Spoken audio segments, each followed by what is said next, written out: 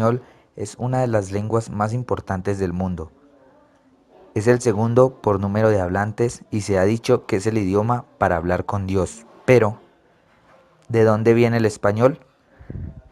Los lingüistas no saben con certeza cómo surgió el lenguaje humano, pero sí han explicado que los idiomas se empezaron a diferenciar cuando las poblaciones se separaban. El hecho de vivir en lugares aislados, con diferente clima, animales, vegetación y diferentes vecinos, hizo que a partir de pequeñas variaciones de dialecto se crearan idiomas completamente diferentes. Los lingüistas notaron que muchas lenguas tenían características similares en su gramática y vocabulario, como si estuvieran emparentadas. Así, agruparon las lenguas en familias distribuidas por todo el mundo. Y como familias que son, es posible trazar un árbol genealógico que nos indicaría que hace miles de años había menos idiomas. El español, llamado más propiamente castellano, forma parte de la familia indoeuropea.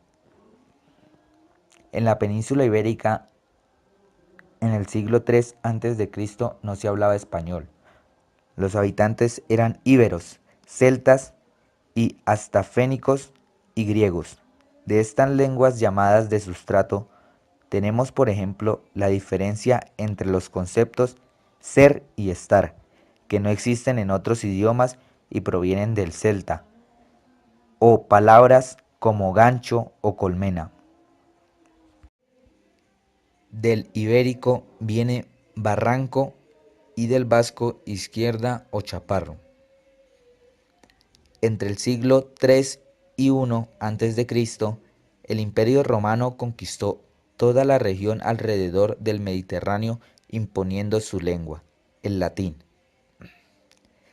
De esta lengua romana surgieron las lenguas romance, como el italiano, francés, rumano, portugués, catalán y español.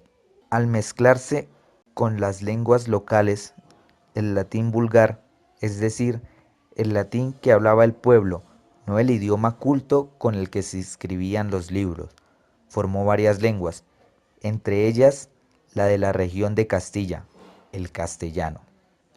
A partir de invasiones bárbaras se incorporaron palabras germánicas como guerra o yelmo. Y cuando los árabes conquistaron la península y se quedaron 700 años, crearon conjunto de lenguas llamadas mozárabes y dejaron en el castellano más de 4000 vocablos como almohada o ajedrez. En el siglo XIII, Alfonso X, el sabio, intelectual y promotor de las artes, estandarizó lo que ahora conocemos como castellano medieval, dándole importancia al dialecto de Toledo. En 1492, los reyes católicos Isabel I de Castilla y Fernando II de Aragón se unen y consiguen expulsar a los árabes. Hacen del castellano el idioma oficial.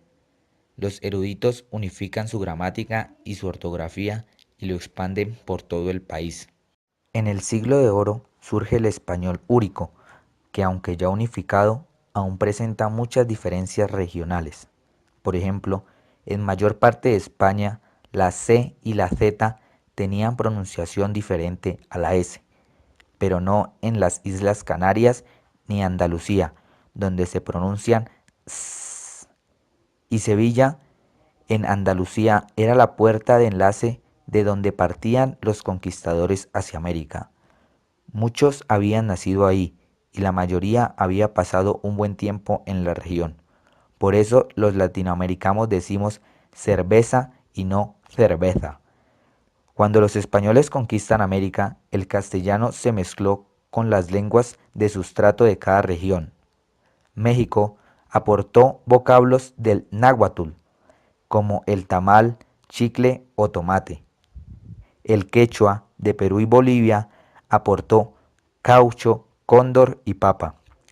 Y sin las lenguas castellanas como el taimo no tendríamos ni barbacoa, hamaca y hamaca. Y se discute si la palabra huracán es taima o maya.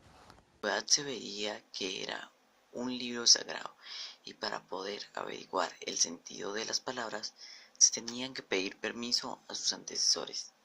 También se les pedía que se lavaran muy bien para que no se ensuciaran estas hojas que eran tan blancas, y por eso se evitaba sacar el libro de donde se encontrase.